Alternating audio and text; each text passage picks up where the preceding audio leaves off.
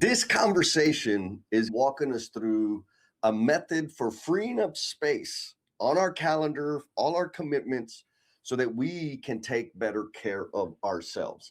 It is the second half of the Firebox, the RE part of it. And I'll give you a little refresher in case you missed the first one. But ultimately, if you're out there and you're making things happen and you know that there's a lot more that you want to contribute into the world, but you just can't find the time, this video is for you because we got some good tactics that kind of seem easy, but they're not. They're easy in direction and a little more challenging in practice.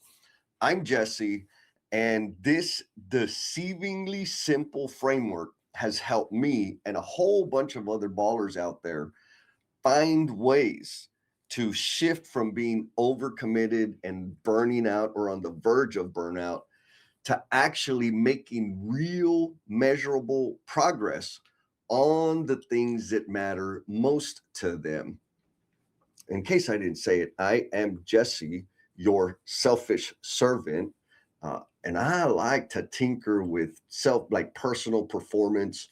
And more importantly, I just want to help contribute to your path so that you can actually have the impact on the world that you are designed to have. Like, your purpose here is to serve others. And I want to help you figure out how to spend more time developing your skills, you're exercising your gifts and talents to better serve the world.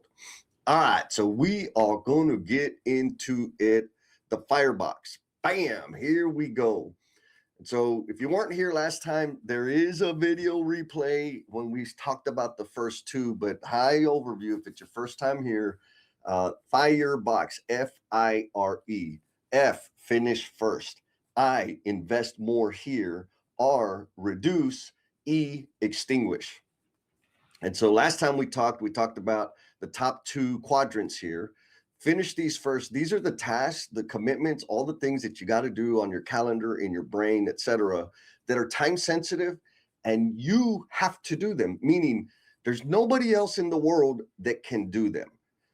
If a task is something that you can only do, you must be the person to execute it, and it's time sensitive. We put that in the F box. Why? Because we got to finish those first. Why? Because they're time sensitive. The next box, and this is the most important box, is invest, focus here. It's the I box, invest, focus here.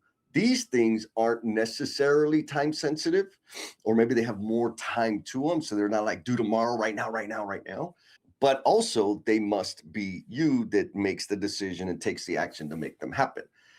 And I'm going to tell you, if you get nothing else from any of these time management, self-management live streams, the most important question that you need to be thinking about, evaluating, answering, checking, and updating is, what would I do if I had more time?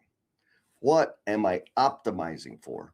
Because if you don't know the answer to that question, if you're not ultra clear about what that is, you're going to go and optimize and clear up time and get efficient and all the stuff. And the only thing that's going to happen is it's going to backfill with other junk, other busyness that is not necessarily impactful, and most of the time does not contribute to growing and developing to the promise you are intended to be.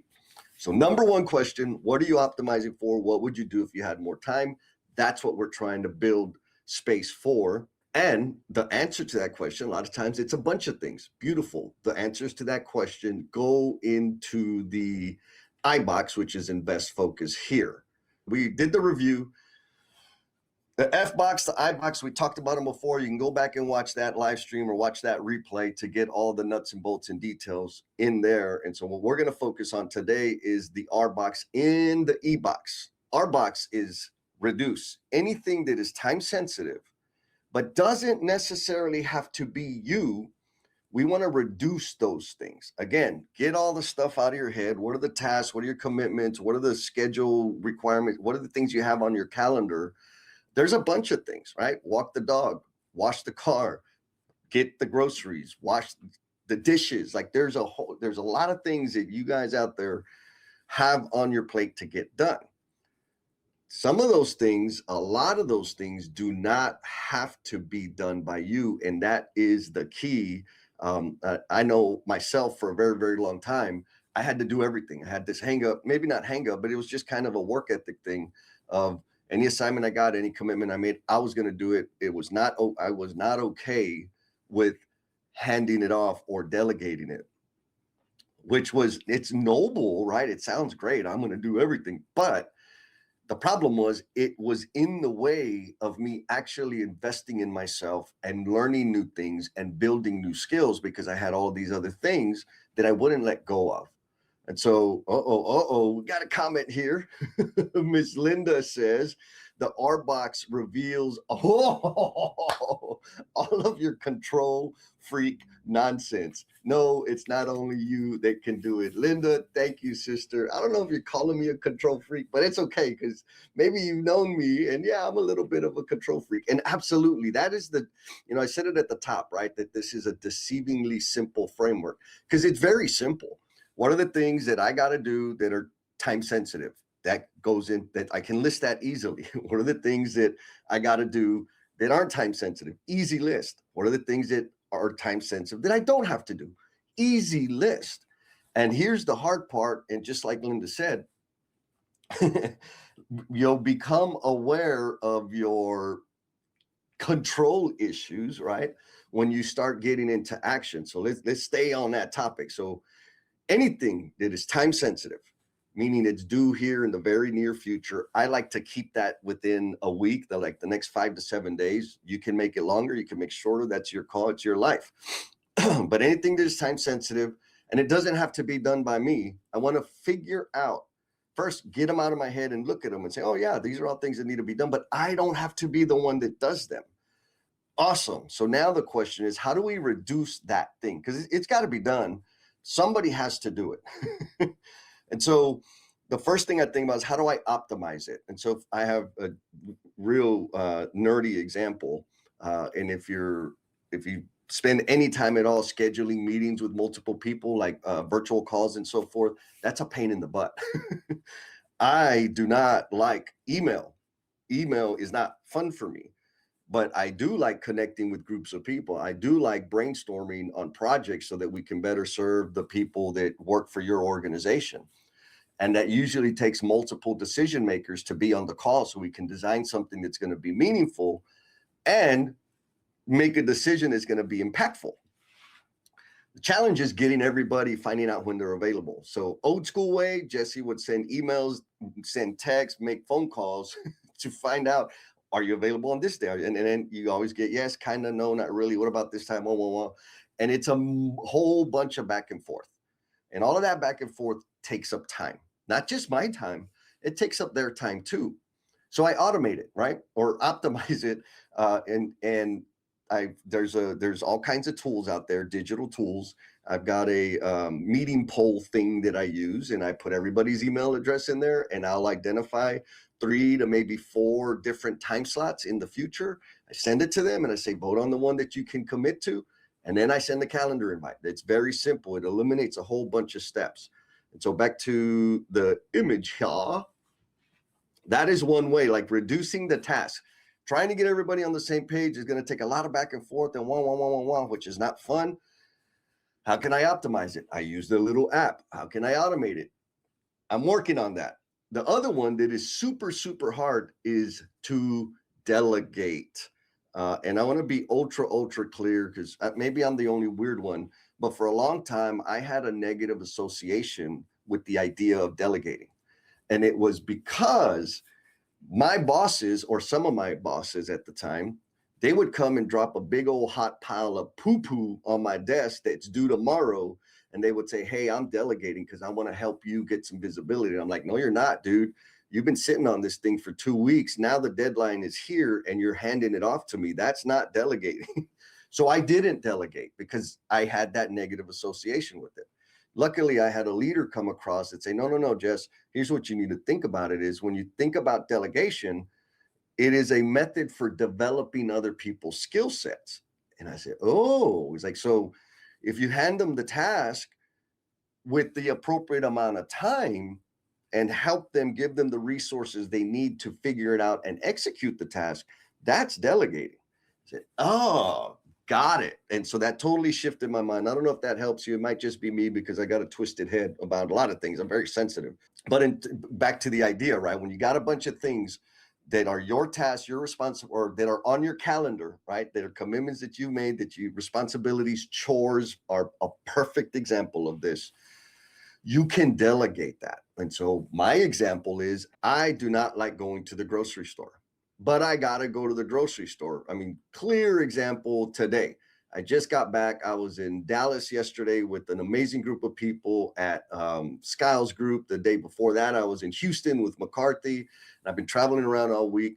I got home and guess what? Reality has hit and my refrigerator is empty. So I need some groceries. I need to sustain myself. But I don't like groceries. I don't like going to the grocery store. I can't stand people leaving their damn baskets in the middle of the aisle. I love kids. I love their energy. They want to run around and have fun. And all their parents are doing is nagging and getting after them. And it gives me flashbacks of when I used to get in trouble. So it's just not a great experience. Plus the time it takes to travel, get the stuff and come back. So I outsourced that. I delegate it to somebody else. I found an app so that somebody else can do it. Another thing, mowing the lawn. I don't care necessarily about how beautiful the lawn is. Is it cheaper for me to do it? Sure, it is. But really, I got family. I got a brother who could use some cash. And so I delegate it. Sure, I pay him to do it. But if you're a parent, guess what? You have ultimate authority. And you can delegate the washing of the dishes, the folding of the laundry, like just those things that got to be done. It doesn't have to be done by you. You can delegate that to them, right? And it is a life skill. You can help those youngins build some life skills that they are going to need so that they can be independent and get out of your house at some point in the future. Anyways, main idea is get all the stuff out of your head. The things that they're kind of time sensitive. You know, I gave the little example of me going to the grocery store when I'm running out of groceries. It's time sensitive. I need to get some food, but it doesn't have to be done for me. Optimize, delegate, automate, right? First step, get it out of your head. And then look at each one at a time and think, like really be creative about how can I optimize it? How can I make it smaller? I want to reduce it. How can I automate it? Not all things can be automated. Well, not yet anyways. Or who can I delegate it to? Again, another level of easy, but the hard part, the friction part, the growth part comes from when you actually decide, okay, this one thing, I'm going to take action on it and I'm going to optimize it, automate it, or delegate. It's going to take a bit of energy, right? It's going to take some energy. So in the short term, it feels like it's taking longer, but in the long term, you have compounding gains because you ain't doing it no more, like at all. You're just supervising or making sure the thing is functioning the way you want to make it. So yes, in the short term, it feels heavy because you got to release control. In the short term, it feels heavy because you got to invest a little bit of time to maybe train and educate people on how to do the thing right.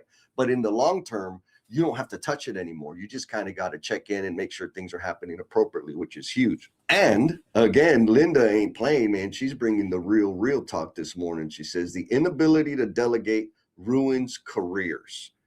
Amen. And folks that can't cross to senior leadership, it's always in the top 3 obstacles for them, always. Yeah.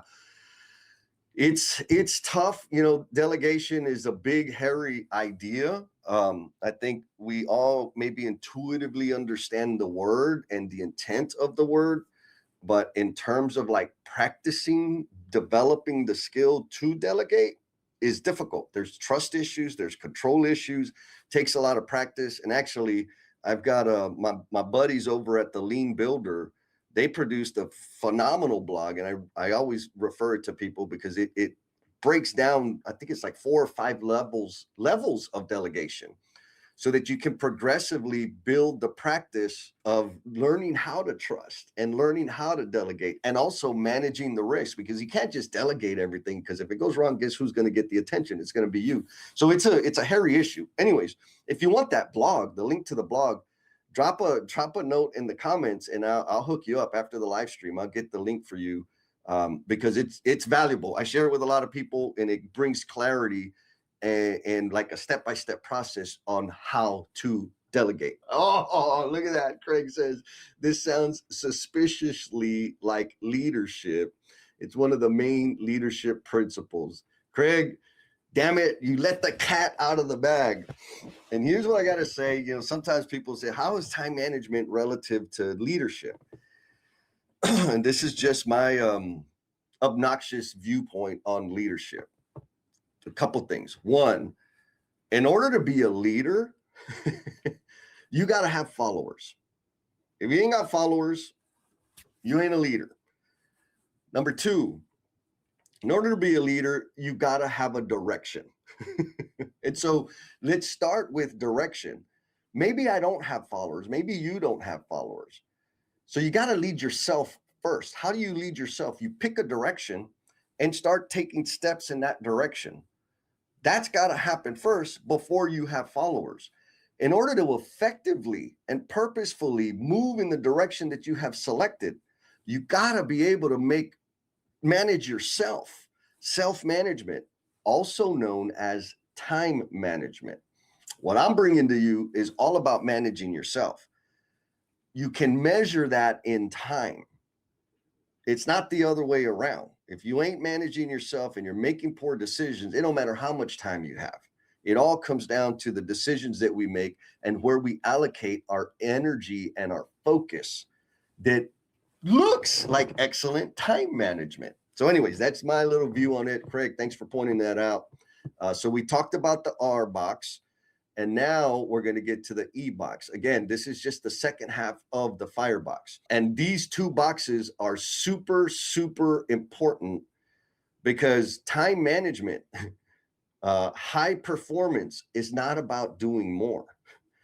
It's about really, really getting clear about the things that only you can do and building systems to facilitate the majority of your energy spent on the things that are unique and precious that come only from you. All the other things, finding a way to get other people to do them or other things to handle them is how you have the space and the bandwidth to go and do the amazing things. Don't believe me? Hell, you can read my book. There's like proof in the book of how I had made these transitions throughout my life. Anyways, so reduce. Again, if the thing is time sensitive, but it doesn't have to be done by you, somebody else in the world, in the universe can do it. We want to figure out how to reduce those things. Then we get into the E box, which is stuff that's not time sensitive. Right? Doesn't necessarily matter when it's done. It's just things that somebody asks, requests, etc. And they do not have to be done for you, by you. These are things that we want to extinguish. We want to get rid of them. Now, I use the word extinguish instead of like stop doing them, because just stopping sounds sexy, right? It sounds like no is a one-word sentence. Like I get it, but how? How do we do it? So the reason I say extinguish is if you've ever been involved in a fire, it doesn't go out just like that, right? Like you got to take some action and you got to keep an eye on it, make sure embers aren't lighting back up, and take some more effort, and eventually you extinguish the fire.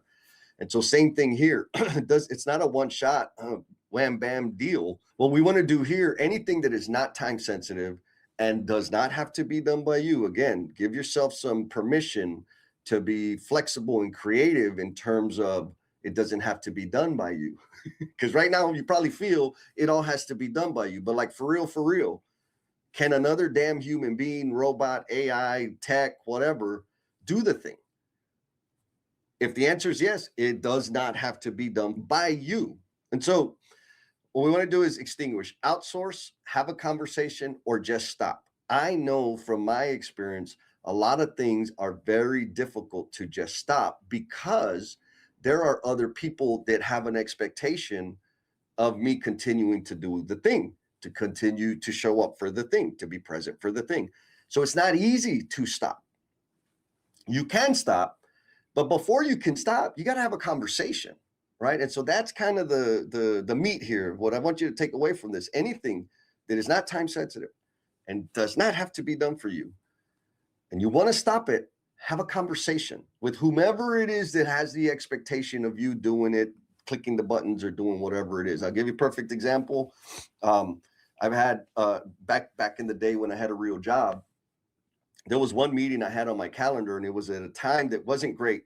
It caused me to stay later and fly out of the city that I was in later in the evening, which impacted my sleep. But it was my boss sent me the invite, so of course I was going to be there. I wasn't getting any value out of it, and I wasn't contributing any value. So I called my boss. I said, "Hey, man, like I've been on this meeting 3 or 4 times now. I'm not contributing anything, and I'm also not getting anything out of it.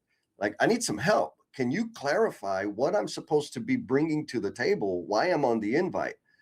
Because I want to make sure I'm doing things right. Or can I get excused from the meeting because this is how it's impacting my travel?" And my boss was like, "Oh man, he let me know why they wanted me in the meeting." And he's like, "You're already doing that." I'm like, "Yeah." And I said, "Oh, okay. So that I understand the purpose now, but I still physically don't have to be present live when the meeting's happening." So, "Are you recording it?" So, "Yeah, we record it." So, "Can I just get the recording of it, and I can listen to that bad boy on the way to the airport, on the airplane to wherever I'm flying to, and I'll be up to speed, and I will continue to, meet the expectation of or the intent of me being on the invite." He said, "Yeah, man, that's cool. Like, no problem." And I was like, "Oh my God, that was so easy." Where else can I do that? Bottom line, if there's things on there that don't have to be done by you, like the commitments on your calendar, the commitments you made to other people, the expectations that you're, reading in the tea leaves, the first step to stopping them is having a conversation with those people. And Mr. Craig is dropping some wisdom here. Says, and be okay with the idea that it may be done oh my God, that it may be done differently than you would. Different, but not wrong. He says, excellent point, man. Oh, you just set the stage, Mr. Craig. And that's I think a softer way of saying what Linda said, right? Like this thing is going to make you become super aware of your control issues, right? Because they just don't do it as good as I would do it. Control, right? Like I've read a book, and again, if you want to hear some tips, tactics, and stuff from people that's a person smarter than me, I highly recommend the book, Buy Back Your Time. There's a lot of great stuff in there. But one saying that stuck out to me that I kind of hang my hat on relative to what Craig just said is 80% done by somebody else is 100% better than me doing it. Meaning they may not do it precisely exactly the way I do it, but if they're 80% of the way there, that's better than me doing it my damn self in terms of time, focus, and energy, right? And again, focus and energy for me is the most important thing. So yeah, we're going to have to get used to it being done differently or not being exactly precisely the way we want to do it, my little precious, right? And so the other thing to think about here is outsourcing it. And here's, I'm just going to challenge some people out there, because a lot of times people will say, well, sure, outsourcing it, if I had all the money in the world, like, yeah, fair. I understand that, right? Outsourcing, most of the time, you're going to have to spend some money to do the thing. And I'm going to tell you, a whole bunch of people out there are already outsourcing. We're just not looking at it that way. So if you've ever ordered anything from DoorDash or Uber Eats or these services that like get the food and bring it to you, guess what? That is outsourcing. And guess what? You've been spending money on it already. If you've ever taken an Uber to the airport or from the bar or just to go somewhere, guess what? You have outsourced the task of driving and you have spent money on it. So if you're already doing it, I just want to let you know, you already know how to outsource, and you actually do have some money to outsource those tasks.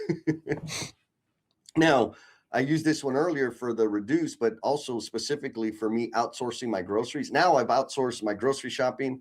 I outsource my meal prep, and I've even got a personal assistant, which is dramatically helpful. Sure, I do have a little bit of extra money to put into that as a business expense for me. But I didn't do it for 3 years because I go, oh, what if they don't do it like me? Anyways, The thing that I had to get comfortable with that's related to what Mr. Craig said here, right? It may not be differently than you. I pretty much order the same groceries all the time. I like red potatoes, but I like the small ones because I want to cut a potato, chop it up, fry it up, throw some chorizo in there, throw some eggs, and I'm good to go. Well, when I outsourced my grocery shopping, guess what they get me? They give me the big giant, like the biggest red potatoes. Like, oh my God, those are too big. I got to cut them in half. And then they kind of get a little brown because I save them in the fridge for the next day. I just had to get over it because guess what? It ain't that big a deal, right? So no, outsourcing it, they're not going to get me, the red potato that's 2.75 inches in diameter. Of course not. Like they're just going to get me red potatoes.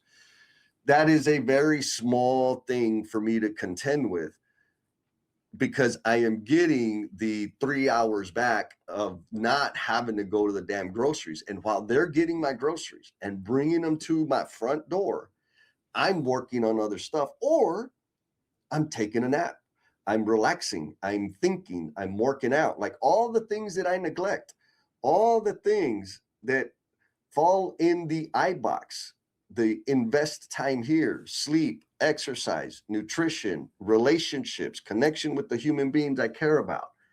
I was not doing them because I was spending 2 hours, 3 hours a week going to the damn grocery store or mowing the lawn or whatever. Now that I've outsourced that, guess what? I have time to spend on the things that are ultra important to me that are not time sensitive. And my life has transformed. My mindset, my availability, the way I'm able to serve and connect with people, my energy, everything dramatically different. And so that's the point. If you want the template, like the template that I was just showing, drop double D in the comments. If you drop double D in the comments, I'm gonna get you a link and it'll give you access to the daily domination template. It'll give you access to the strategically selfish template. You'll also get the guilt-free future planning template. And if you want to sign up for a webinar to like go over the high-level view of the whole system, you can sign up for that. Drop double D in the comments and I'll get you hooked up. If not, you can just watch this and start doing. Actually, I prefer that you just, whatever you nugget stuck out to you in today's conversation, take action on that and then do the double D. Because, immediate action drives results. If you just keep adding lists, generating the list, I want to do this, I want to do that, I want to do this, you end up like not taking action on anything. So one step at a time, one action at a time is what changes the world. We will be back in a couple of weeks. Actually, I got a question for you because what I'm thinking about doing is going into like the dirty details in terms of daily execution. But I don't think I've ever asked you guys, what do you want me to dive into? Like there's 3 buckets. There's future planning, which is long-term planning. There's calendar management, right? Which is part of the Firebox is part of that. And then there's daily execution. So if there's anything specific, like a real specific topic or point in terms of time management or energy management, taking better care of ourselves, or more accurately, self-management, let me know in the comments. Like if there's something like really confusing or something you want to chew on and go back and forth on, let me know in the comments. I'm happy to address it. So anyways, appreciate you very much. Be kind to yourself, be cool, and we'll talk at you next time. Later, chicken